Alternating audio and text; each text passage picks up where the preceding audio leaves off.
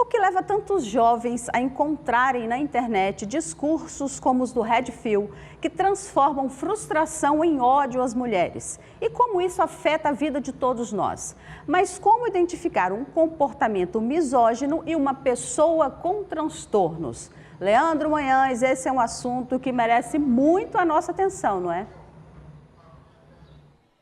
Isso mesmo, Alessandra. Mais uma vez, muito boa noite para você e para quem acompanha o TVA Notícias. Esse ódio, esse desprezo que você falou em relação às mulheres tem nome, chama-se misoginia. Eu estou aqui com o professor Pablo Rosa, ele é doutorando na UFES, professor, e eu já começo fazendo a seguinte pergunta. Quando a gente fala de misoginia, do que se trata exatamente? A gente está falando de um transtorno mental, de uma patologia ou não? Muito boa noite e bem-vindo ao TVA Notícias. Boa noite. Então, quando a gente fala de misoginia, a gente está tratando do ódio às mulheres, né? E a gente está tratando de um processo de subjetividade, de construção de uma subjetividade que envolve diferentes dimensões que abarcam a possibilidade de odiar as mulheres.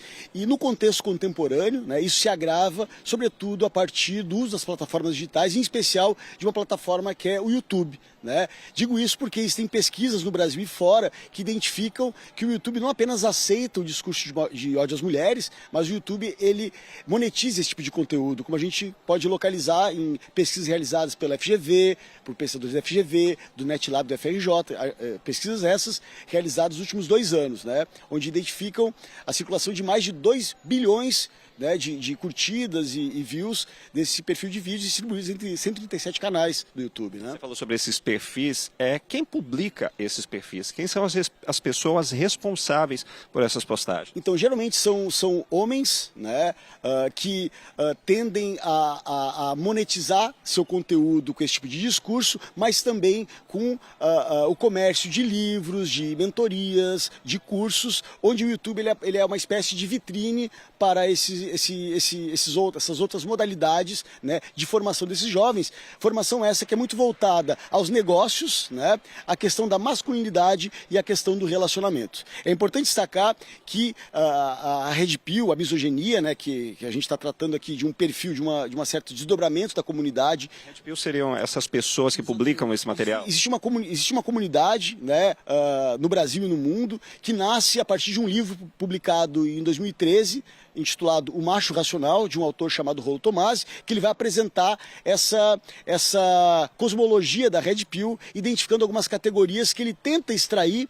né, do campo acadêmico, mas ele instrumentaliza de uma forma um tanto quanto equivocada. Né? Então, por exemplo, ele vai atribuir às mulheres a condição da hipergamia, né? Ou seja, de que as mulheres não seriam monogâmicas, tampouco poligâmicas e seriam, portanto, hipergâmicas. Estariam suscetíveis a trocar de companheiros, né, desde que seja por um companheiro que tem um valor superior ao companheiro anterior. Né? Professor, a sua pesquisa é nessa área, a sua formação, né, sua trajetória é em psicologia.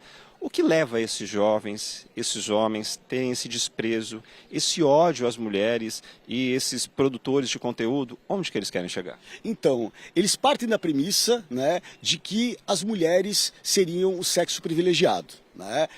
Tem uma vasta literatura sobre isso, muito conduzida pela extrema-direita, né?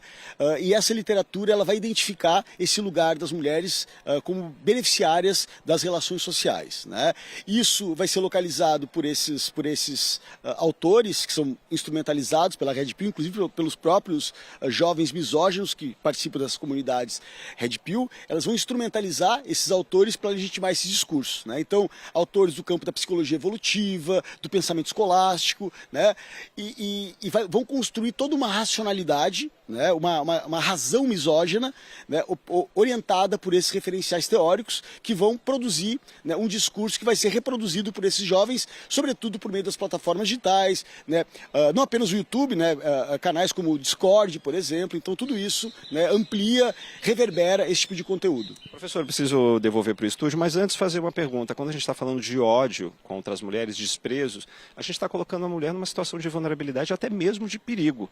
O que deve ser feito? O que a sociedade deve fazer para que isso não tome consequências ainda maiores? Então, me parece que regulamentar as plataformas digitais, tentar restringir a possibilidade desse tipo de conteúdo que implica no ódio às mulheres, seria um primeiro passo. Né? Acho que identificar, como está sendo feito pelo campo acadêmico, né?